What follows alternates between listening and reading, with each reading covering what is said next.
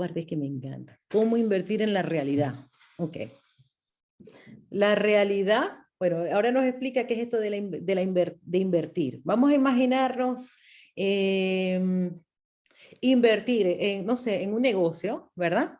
Cuando nosotros estamos invirtiendo, estamos poniendo algo como para que se multiplique, ¿correcto? Eso es una inversión, o sea, yo estoy poniendo, no sé, $100 en un negocio, estoy invirtiéndolo con la esperanza de que, no sé, lo que me digan, eso se va a convertir en 120, en 150, en 200, en 100, lo que sea, pero es una inversión, o sea, se va a multiplicar. Entonces dice, ¿cómo invertir en la realidad?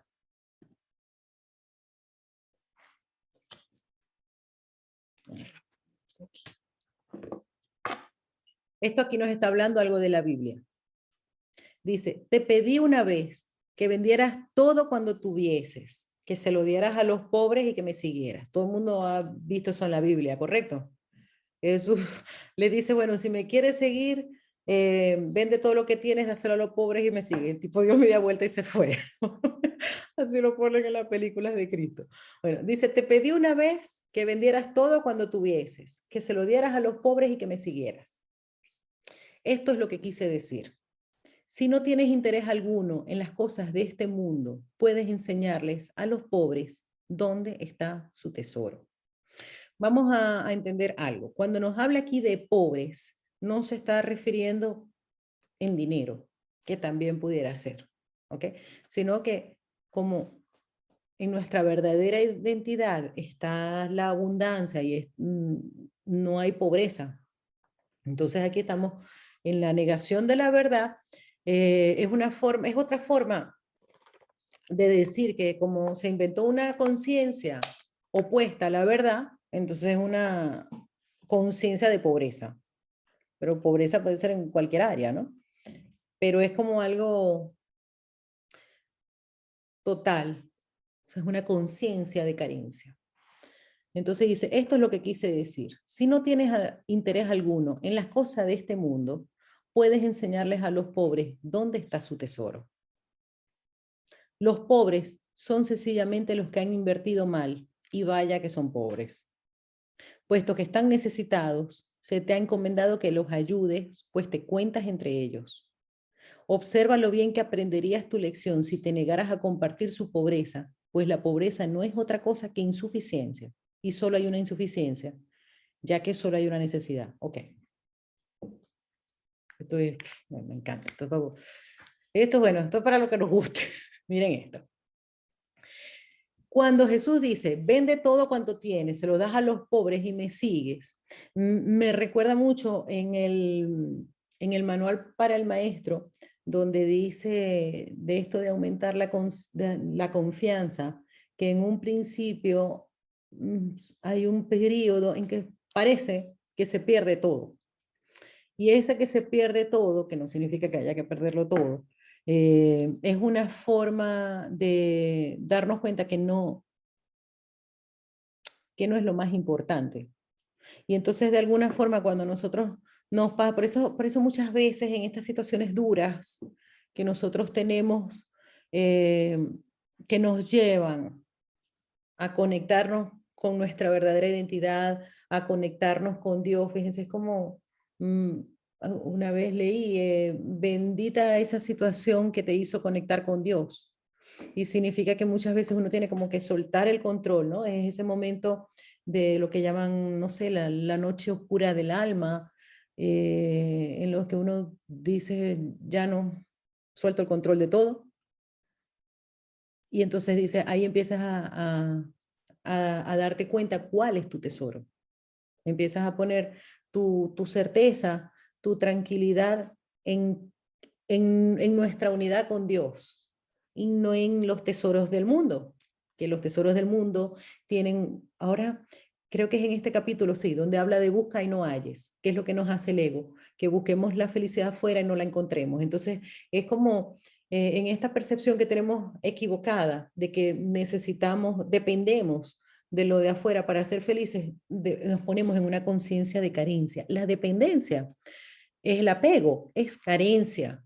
Entonces, cuando esas cosas de las que estábamos apegados se nos caen, no nos queda de otra de que recordar quiénes somos. Entonces nos damos cuenta cuál es nuestro tesoro. ¿Va? Entonces dicen, esto es lo que quise decir, si no tienes interés alguno en las cosas de este mundo, puedes enseñar a los pobres dónde está tu tesoro. Los pobres son sencillamente los que han invertido mal, y vaya que son pobres. Invertido. Bueno, ahora nos va a decir cómo es que se invierte en este mundo. Acuérdamos que invertir es algo que se va a multiplicar.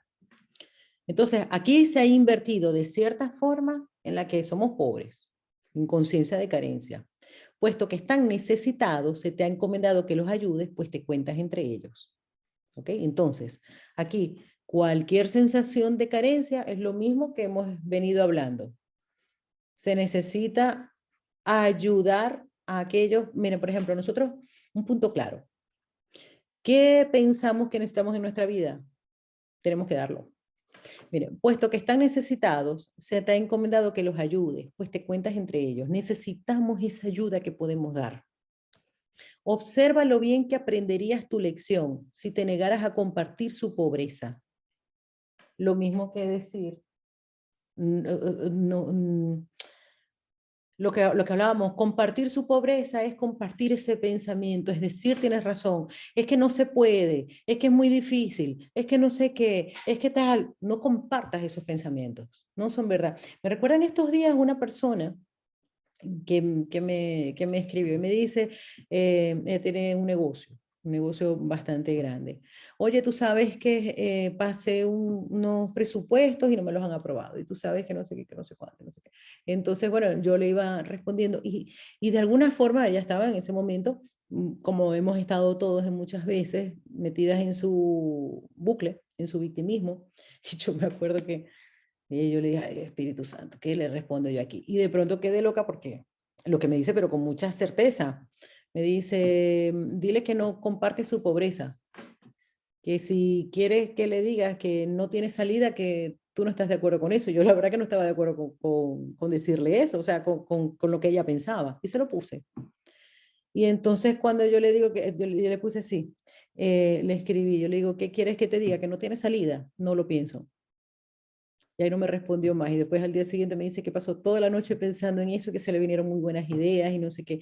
Pero eso no es compartir, el pobrecita tú. Ojo con esto. Y es una cosa, siempre lo digo, que es algo muy común en nuestra cultura. Ay, somos tan buenos. Ay, pobre. Ay, es que el pobre, pobrecito. No, no, no, nada de eso. Compartir la pobreza de nadie, o sea, aunque no se esté refiriendo de dinero. Aquí nadie es pobrecito. Aquí con lástima a nadie. Podemos ayudar, pero no desde la lástima. Dice, observa lo bien que aprenderías tu lección si te negaras a compartir su pobreza, pues la pobreza no es otra cosa que insuficiencia, y solo hay una insuficiencia, ya que solo hay una necesidad. Entonces, cuando aquí se experimenta carencia, significa que nos estamos creyendo insuficientes, ¿verdad? Aquí nos estamos creyendo insuficientes. No soy suficiente tal y como yo soy. Pero es que, claro, es normal que pensemos que no somos suficientes tal y como somos. Imagínense, si nos creemos un ser separado de nuestra fuente en este mundo, solo queda es miedo. Yo no me lo quiero ya ni imaginar. Bueno, entonces, dice, ya que solo hay una necesidad, ya sabemos cuál es nuestra necesidad, ¿no? De corrección. Dice, suponte que un hermano, esto es muy de esto, de hecho, yo creo que yo esto lo he hablado muchas veces. Dice, suponte que un hermano insiste en que hagas algo que tú crees que no quieres hacer. Un hermano insiste en que hagas algo que tú crees que no quieres hacer. Su misma insistencia debería indicarte que él cree que su salvación depende de que tú hagas lo que te pide. Sin duda, cuando una persona se pone insistente en que hagamos algo, y incluso podemos verlo como a veces hasta desesperado, pero es que tienes que ayudarme con esto, pero es que tienes que hacer con esto, no, tal. Esa persona, ese desespero, lo que nos está mostrando es que cree que su salvación depende de eso, no su salvación espiritual, sino su calma, su plenitud, depende de que nosotros hagamos eso. Dice, si insistes en que no puedes satisfacer su deseo, y experimentas de inmediato una reacción de oposición, es que crees que tu salvación depende de no hacerlo. Entonces, fíjense, el punto no es que ahora nosotros hagamos todo lo que nos diga el hermano. Es más, ahora voy a buscar una parte que más adelante termina de explicar esto. Por eso un curso de milagros uno lo entiende cuando lo explica. Ahora lo voy a buscar. Mira. Si insistes en que no puedes satisfacer su deseo, nosotros podemos decir que no lo vamos a hacer.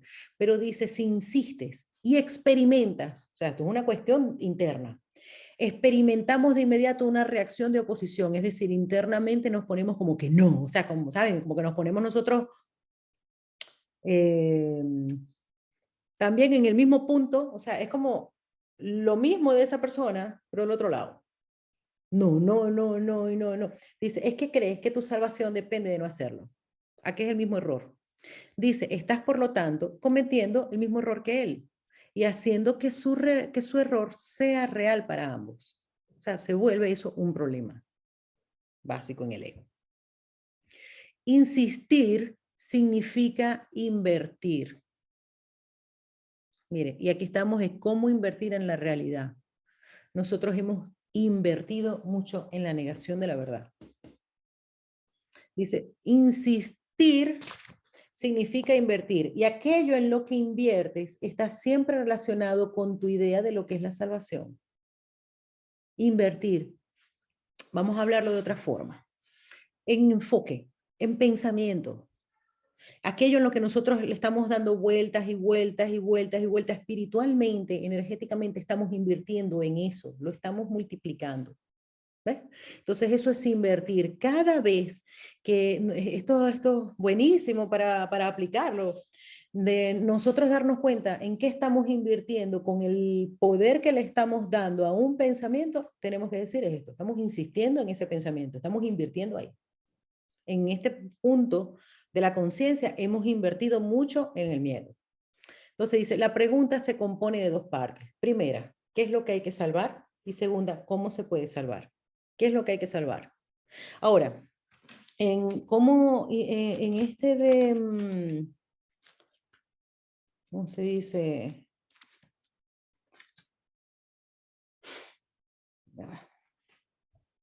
Se los voy a leer ahora, porque aquí nos vuelve a explicar. Dice, suponte que un hermano, porque esto es importante, que quiero que quede aclarado, no significa que ahora vamos a hacer todo lo que nos pidan los demás. No se ve al principio, termina siendo así. Da reconociendo que lo podemos hacer sabiendo que ya hemos recibido. Ah, ok, tú estás hablando de hacer ese favor. Ok, vamos a ver, ahora nos lo va a explicar mejor. Dice, cada vez que te enfadas con un hermano, por la razón que sea, crees que tienes que proteger al ego y que tienes que protegerlo atacando. Ya sabemos que la ira, cada vez que te enfadas con un hermano, cada vez que estamos en ira, es desde el ego, siempre. No nos tenemos que sentir mal por eso, pero que lo sepamos. Dice, si es tu hermano el que ataca, estás de acuerdo con esta creencia. Si eres tú el que ataca, no haces sino reforzarla. Recuerda que los que atacan son pobres. Su pobreza pide regalos, no mayor empobrecimiento. Tú que podrías ayudarle, estás ciertamente actuando de forma destructiva si aceptas su pobreza como propia. Si no hubieras invertido de la manera en que ellos lo hicieron, jamás se te hubiese ocurrido pasar por alto su necesidad. Nosotros, en aquello que pensamos que es lo que a nosotros nos da felicidad, por eso es que les hago, por ejemplo, referencia al apego. Cada vez que nosotros pensamos que tal situación, tal cosa es la que nos da felicidad, estamos invirtiendo en ello. Entonces, dice, tú que podrías ayudarles, estás ciertamente actuando de forma destructiva, se acepta su pobreza como propia. Si no hubieras invertido de la misma manera en que ellos lo hicieron, jamás se te hubiese ocurrido pasar por alto su necesidad. Nosotros hemos invertido en esos apegos. Cuando nosotros decimos, esto no te lo puedo dar, esto no, no, no, no, no, no, no, estamos el mismo error desde el polo opuesto. Un curso de milagros no nos habla, bueno, no nos dice dos veces solamente, habla de la dualidad, pero sí nos habla de polos y nos dice, como en este caso, el mismo error del otro lado. Entonces, dice, su pobreza pide regalos, no mayor empobrecimiento. Pide regalos de los de verdad. La conciencia de carencia del otro pide regalos de qué? De unidad, porque solamente necesita, la corrección es la unidad. Entonces muchas veces le estamos ayudando a un hermano, pero realmente lo que estamos es calmando el dolor. Pero entonces ya fíjense esto. Reconoce lo que no importa. Muchísimas veces Jesús en un curso de milagro nos dice que aquí le damos importancia a lo que no importa. Dice, reconoce lo que no importa. Y si tus hermanos te piden algo descabellado, hazlo precisamente porque no importa.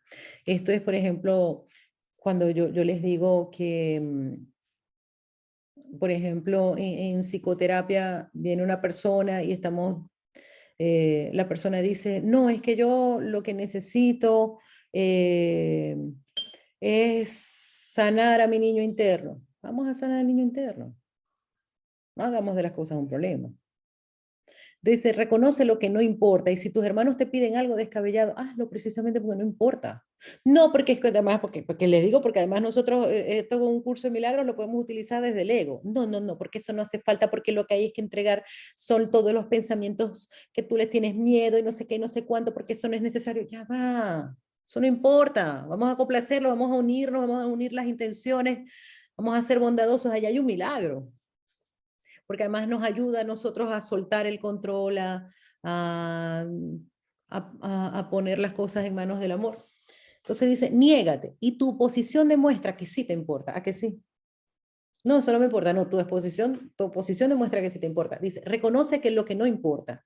Y si tus hermanos te piden algo descabellado, hazlo, precisamente porque no importa. Niégate, y tu oposición demuestra que sí te importa.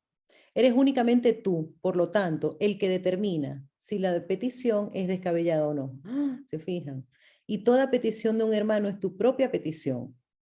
Entonces nosotros decimos, me está pidiendo algo descabellado y el que le pone el juicio de descabellado somos nosotros.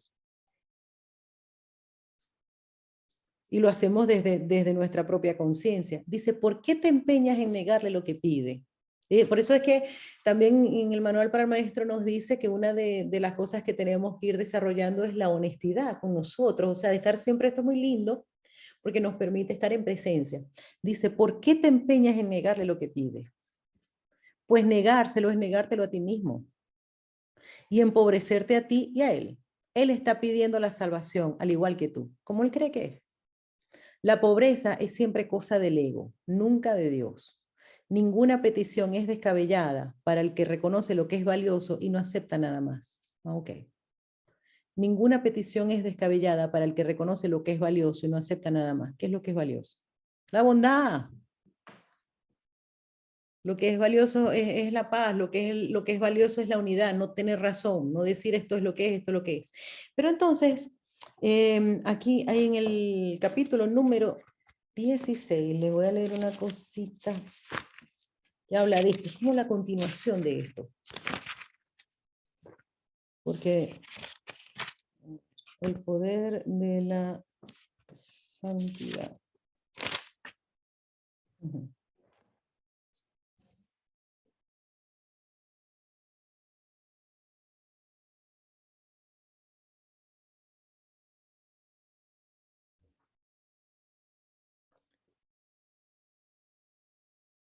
Porque es que aquí, ya. Ajá, aquí está. Uh-huh. Ok. Bueno, es que no tenía planeado decirlo, entonces lo tenía que buscar. Normalmente cuando lo planeo antes lo busco, ya lo tengo aquí, pero a ver, en el capítulo 16, les voy a leer, ustedes saben que a mí este, no es que me lo sepa toda, pero como además hice una enseñanza de este que se los he pasado, el de la verdadera empatía, por eso es que me sé bastante bien este capítulo también. Capítulo 16, el perdón de las ilusiones, la verdadera empatía. En el párrafo 6, número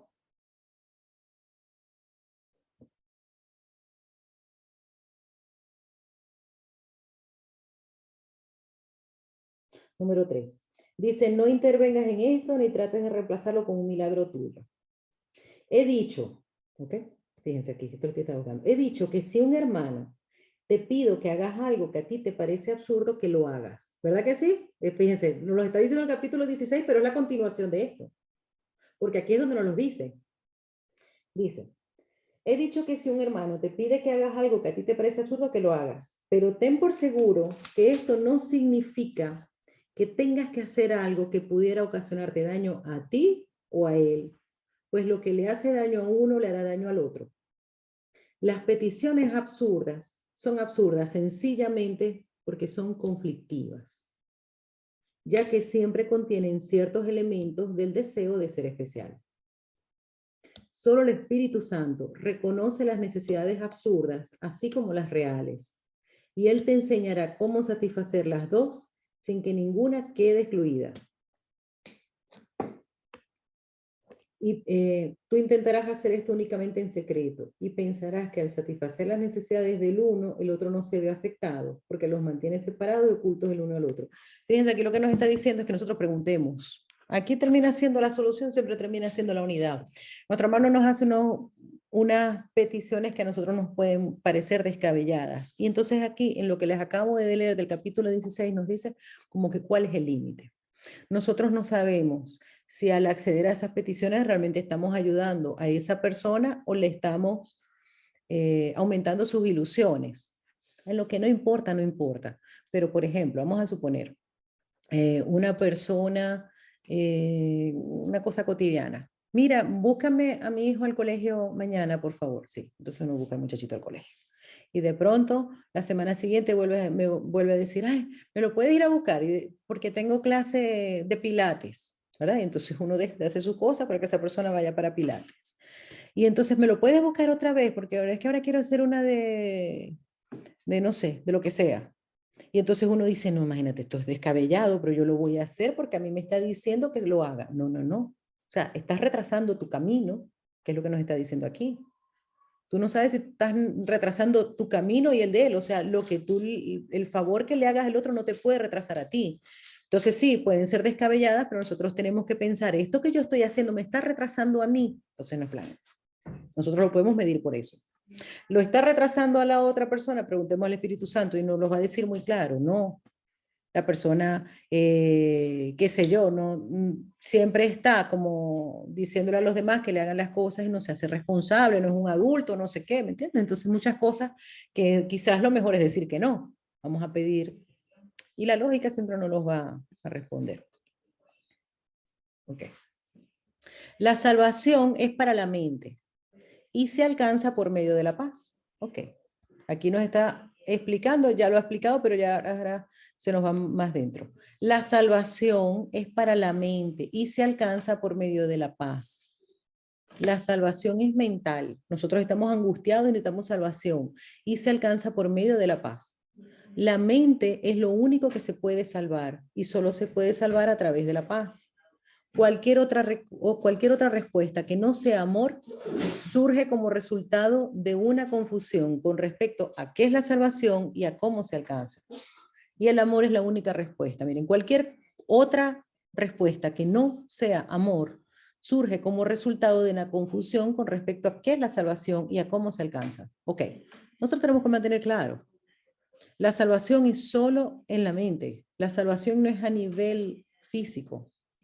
Que claro, todos los pensamientos da forman en un nivel y cuando nosotros eliminamos estas sombras, que son las que se nos están proyectando, empezamos a crear una nueva realidad, que es parte también de lo que nos interesa. Ahora, ¿cómo se alcanza la salvación? Por medio de la paz. No hay otra forma. Entonces, si la salvación es para la mente y solamente se alcanza por medio de la paz, nuestra prioridad es la paz. Nuestro objetivo es la paz, nuestro propósito es la paz, punto. En todas las situaciones nosotros lo tenemos que tener presente. Nunca te olvides de esto y nunca te permitas creer, ni por un solo instante, que existe otra respuesta, pues de otro modo te contarás forzosamente entre los pobres, quienes no han entendido que moran en la abundancia y que la salvación ha llegado. Por lo tanto, pobreza en cualquier nivel en este mundo es la proyección de la falta de paz. Identificarte con el ego es atacarte a ti mismo y empobrecerte. Identifícate con el ego. Me identifico con lo opuesto a la verdad, me identifico con la negación de la verdad. Y acuérdense, ¿cuál es la verdad? Nosotros tenemos que mantenerlo presente, que es unidad con el Padre y que somos espíritu. Aquí lo estamos negando. Entonces, si nos identificamos con algo que no es espíritu, nos identificamos con un cuerpo que está separado, nos empobrecemos. Porque vamos a estar en el miedo. Y aquí todo es cuántico. Por eso es por lo que todo aquel que se identifica con el ego se siente desposeído. Al identificarnos con el ego, y el ego lo que quiere, incluso puede utilizar un curso de milagros para eso, nos va a decir, vamos a seguir siendo individuales, pero con las ventajas de entender cómo funciona la mente. Y la verdad es que siempre se va a sentir desposeído, porque lo único que nos quita esa sensación de carencia es la unidad, es reconocer la unidad. Lo que experimenta entonces es depresión o ira, ya que lo que hizo fue intercambiar su amor hacia sí mismo por odio hacia sí mismo.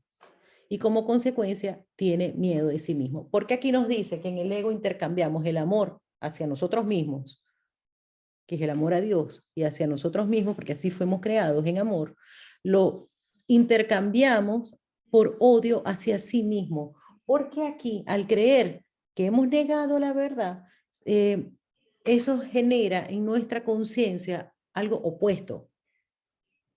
Entonces nosotros desde la identificación con el ego tenemos un odio hacia nosotros mismos. De hecho, es importante identificar ese odio. Es importante que nosotros veamos esa dualidad que desde la identificación del ego sentimos. Fíjense que nosotros, todo el mundo tiene una especie de amor-odio consigo mismo. Me amo por esto, pero me odio por esto. Amo esto de mi cuerpo, pero esto lo odio. Es como un amor-odio constante con todo, con todo, con todo. Con nuestros padres, con nuestro trabajo, como, todo es una relación amor-odio. Es importante ver el odio para deshacerlo. No es negarlo. Ay, que yo soy tan buena. No, no, no. Date cuenta, porque si no, no se deshace. Hay que dejar el buenismo a un lado e irnos a lo que es. Y aparte, el odio es normal, porque si cree que ha sustituido su verdadera realidad, de ahí nace la culpa. Entonces se siente culpable. Ahí hay un odio, la culpa es odio. Aún si es plenamente consciente de que está sintiendo ansiedad, perdón, lo que experimenta entonces es depresión o ira, ya que lo que hizo fue intercambiar su amor hacia sí mismo por odio hacia sí mismo, y como consecuencia tiene miedo de sí mismo. Él no se da cuenta de esto. Acuérdense que aquí ¿qué es lo que nos hace un curso de milagros? Aquí nosotros empezamos y le decimos, ay, esto es verdad, esto es verdad. Es eso, percatarnos, ¿no? Tomar conciencia. Dice, él no se da cuenta de esto. Aun si es plenamente consciente de que está sintiendo ansiedad, no percibe que el origen de esta reside en su identificación con el ego y trata de lidiar con ella haciendo algún trato de mente con el mundo, que es lo que se hace. Dice, aun si es plenamente consciente de que está sintiendo ansiedad, el ego no tiene problema de que nosotros aceptemos que siente ansiedad, pero él lo que va a hacer es hacer un trato de mente con el mundo. Siempre percibe este mundo como algo externo a él, pues esto es crucial para su propia adaptación. No se da cuenta de que él es el autor de este mundo, pues fuera de sí mismo no existe ningún mundo, porque el mundo está en nuestra mente, porque es un pensamiento que lo experimentamos como físico. Entonces dice, siempre percibe este mundo como algo externo a él, pues esto es crucial para su propia adaptación. Y trata de lidiar, fíjense, con tratos de mente con el mundo. ¿Cuáles son los tratos de mente con el mundo? Tengo ansiedad, entonces el trato es, claro, para que se me quite la ansiedad, no sé, pues tengo que tener ciertas cosas, tengo que pasar por tal, o tengo que tomarme ciertas medicaciones, que no significa que no vayamos a esas cosas que pensamos que nos pueden quitar la ansiedad, lo que vayamos a la verdad, que es la identificación con el ego. Si solo los pensamientos, porque ya hemos hablado que lo único que es real son los pensamientos amorosos. Si solo los pensamientos amorosos del Hijo de Dios constituyen la realidad del mundo, el mundo real tiene que estar en su mente. Fíjense esto. Igual que la pesadilla está en nuestra mente, el mundo real también, porque lo único verdadero son los pensamientos amorosos. Nosotros tenemos otra conciencia de otro mundo en nuestra mente. ¿Esto a qué lo llevamos? A lo típico que hemos hablado, un punto así como más tal, de las infinitas posibilidades. Porque si todo está en nuestra mente y entonces nosotros tenemos una identificación con el ego, que, que de aquí al reconocimiento de la verdad, ¿qué se pasa? Por un montón de pensamientos diferentes. Por lo tanto, y cada pensamiento dan forma. Y aquí están los pensamientos amorosos del mundo real. Si solo los pensamientos amorosos del Hijo de Dios constituyen la realidad del mundo, el mundo real tiene que estar en su mente. Sus pensamientos descabellados tienen que estar también en su mente, pero él no puede tolerar un conflicto interno de tal magnitud. Fíjense, sus pensamientos descabellados tienen que estar también en su mente, pero él no puede tolerar un conflicto interno de tal magnitud. Una mente dividida está en peligro. Y el reconocimiento de que alberga dentro de sí pensamientos diametralmente opuestos es intolerable. Fíjense, aquí nos está empleando cómo empieza la proyección. Tenemos los pensamientos amorosos, que son nuestra verdad, y aquí se fabricó una conciencia con pensamientos descabellados, con pensamientos opuestos a la verdad. Dice, esto es intolerable para una mente. Entonces dice, proyecta. Por consiguiente, la división, no la realidad. Aquí, este mundo es donde se está proyectando la división, porque es intolerable tenerlo dentro, entonces se necesita como que vivirlo afuera, se requiere desde el ego que vivirlo afuera, que parezca que el mundo es externo. Todo lo que percibes como el mundo externo no es otra cosa que tu intento de de mantener vigente tu identificación con el ego, pues todo el mundo cree que esa identificación es su salvación. Observa, sin embargo, lo que ha sucedido, pues los pensamientos tienen consecuencias para el que los piensa. Estás en conflicto con el mundo, tal como lo percibes, porque crees que el mundo es antagónico a ti. Esta es la consecuencia inevitable de lo que has hecho. ¿Por qué es que creemos que el mundo es antagónico a nosotros? Porque el ego es selectivo. Y entonces el ego, por descarte, como además hemos invertido en él, con nuestra atención, entonces esos son los pensamientos que proyecta. ¿Y con qué nos quedamos nosotros entonces en nuestra mente dual? Con los pensamientos de inocencia. Entonces aquí todos creemos que somos buenos, una cosa bella, buenísima, somos inocentes y el mundo nos hace cosas. Todo el mundo. Eso es tolerable para el ego. Echa para afuera la culpa, los demás. Entonces por eso es que aquí está, aquí todos somos víctimas, aquí todos somos unos victimistas, todos somos victimistas. Entonces dice, fíjense, proyecta por consiguiente la división, no la realidad. Todo lo que percibes como el mundo externo no es otra cosa que tu intento de mantener vigente tu identificación con el ego, pues todo el mundo cree que esa identificación es su salvación. Observa, sin embargo, lo que ha sucedido, pues los pensamientos tienen consecuencias para el que los piensa. Estás en conflicto con el mundo tal como lo percibes, porque crees que el mundo es antagónico a ti, pero porque hemos echado los pensamientos ahí. Esta es la consecuencia inevitable de lo que has hecho. Has proyectado afuera aquello que es antagónico a lo que está dentro. Y por consiguiente no puedes por menos que percibirlo de esa forma. Por eso es por lo que debes darte cuenta de que tu odio se encuentra en tu mente y no fuera de ella, antes de que puedas liberarte de él. Y por lo que debes deshacerte de él antes de que puedas percibir el mundo tal como realmente es.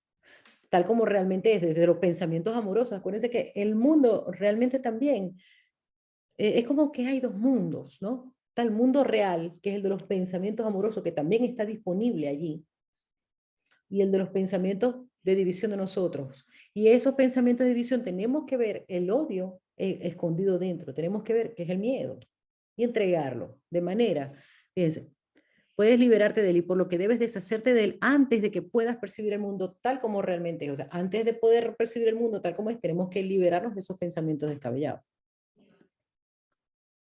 Esto es muy interesante. Esto sí es, fíjense, esto es metafísica total. He dicho antes que Dios amó tanto al mundo que se lo dio a su Hijo unigénito.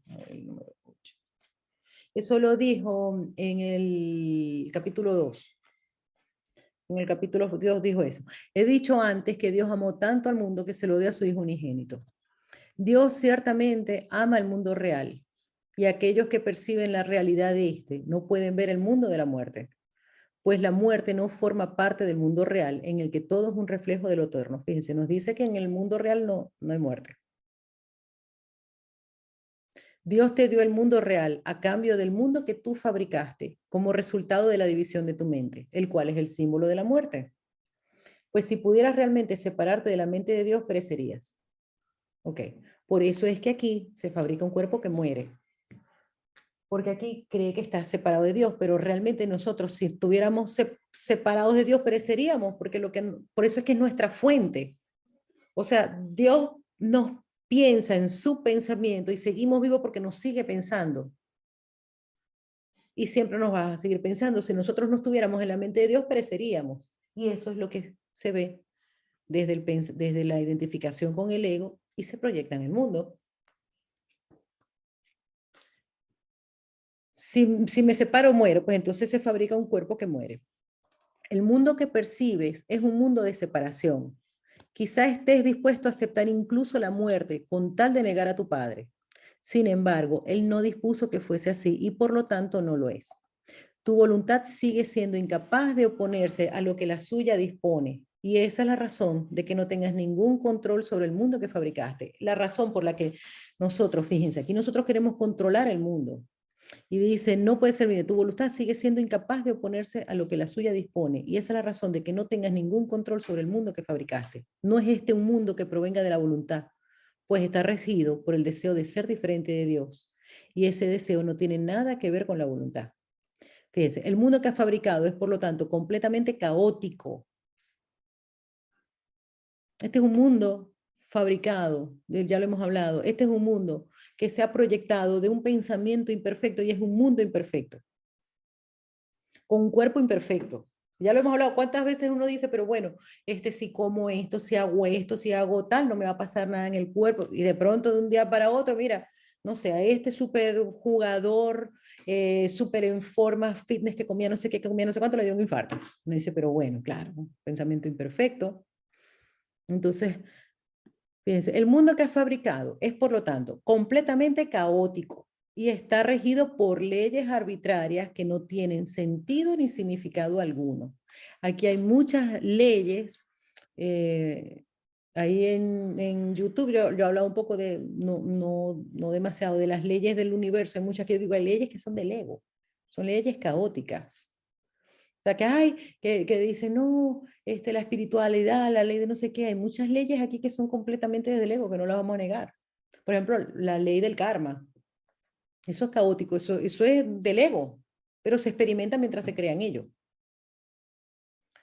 Entonces, fíjense, el mundo que has fabricado es, por lo tanto, completamente caótico y está regido por leyes arbitrarias que no tienen sentido ni significado alguno, pero fíjense, nos está diciendo, está regido. El mundo que nosotros estamos fabricando desde nuestro miedo es así. Se compone de lo que no deseas, lo cual has proyectado desde tu mente porque tienes miedo de ello. Fíjense que uno siempre dice, ¿por qué yo no sé utilizar la ley de atracción, por ejemplo? La ley de atracción es parte del mundo. No, ¿por qué yo siempre estoy fabricando las mismas situaciones que no deseo? Porque no las deseas precisamente porque les tienes miedo, porque les has dado veracidad, entonces estás invirtiendo en ellas.